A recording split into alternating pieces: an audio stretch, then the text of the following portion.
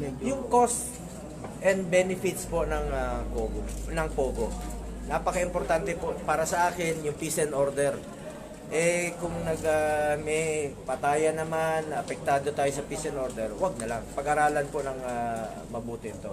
Mas importante po sa akin yung mga mabibigyan ng trabaho ng mga kababayan nating mahirap. Kung maapektuhan naman ng peace and order natin, dapat pag-aralan muna ng mabuti. Ibang kaso naman yung sinasabi nilang yung mga turista. So, ang Chinese po, China, isa sa mga nakatulong sa ating turismo dito sa ating bansa, yun ang welcome dito. Ibang usapan naman po yung sugal.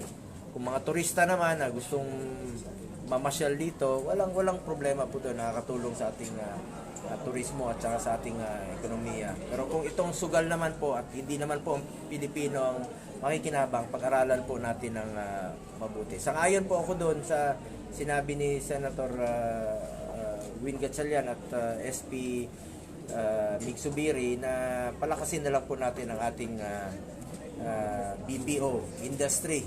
Dahil ito po ay makapagbibigay ng trabaho sa ating mga kababayan, lalong-lalo na po sa mga nawalan ng trabaho dahil sa pandemya.